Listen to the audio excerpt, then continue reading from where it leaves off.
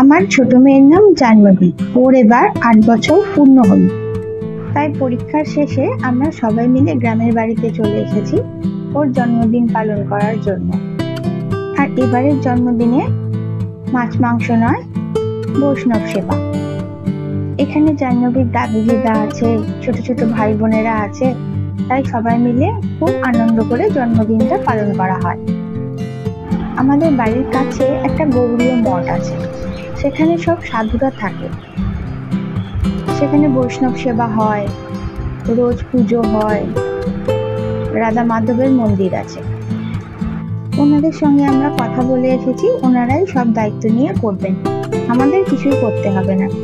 পুজোর থেকে রাধা মাধবকে ভোগ দেওয়া আর রান্না পরিবেশন সব ওনারাই করবেন। ইনি হলেন আমাদের বৃন্দাজি, এনাকেও ভোগ নিবেদন করতে হয়। আর এই যে প্রভুজিরা সব চলে এসেছে কীর্তন করার জন্য। খুব সুন্দর নাম গান করেন ওনারা।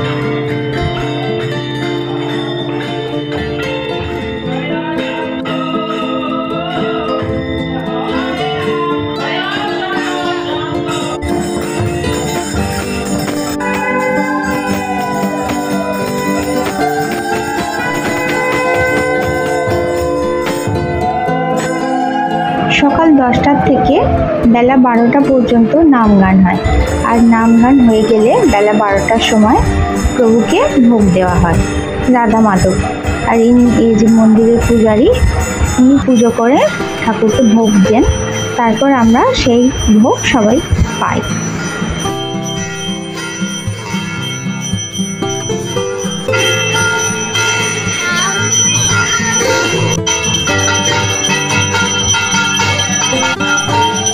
এই যে আমাদের রাধা মাধবকে এখানে ভোগ দেওয়া হয়েছে। ভোগে আছে প্রথমে সাদা ভাত, লাল শাক, বেগুনি, ডাল, পনিরের ডালনা, এঁচড়ের ডালনা, চাটনি, পাঁপড়, রসগোল্লা। আমাদের ঘরের ঠাকুরের আসনে বসেই ওনাকে পুজো করা হয়েছে আর ভোগ নিবেদন করা হয়েছে।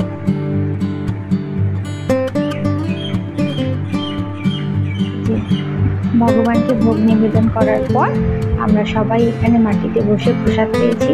আর প্রসাদের যে কি স্বাদ, সে না খেলে বলে বোঝানো যাবে না, অপূর্ব।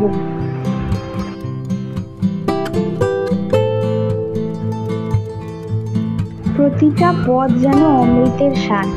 আর এত গুছিয়ে যত্ন করে দিচ্ছেন ওনারা, আর পরিষ্কার পরিচ্ছন্ন রান্না, অসাধারণ যাকে বলে।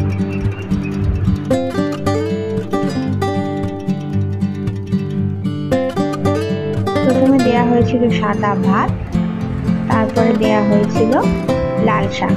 এই লাল শাকের যে স্বাদ, অমৃতের সমান।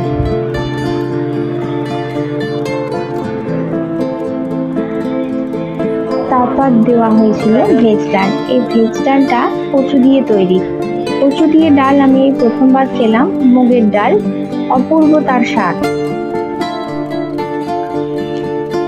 তারপরে দেওয়া হয়েছিল গরম গরম বেগুন।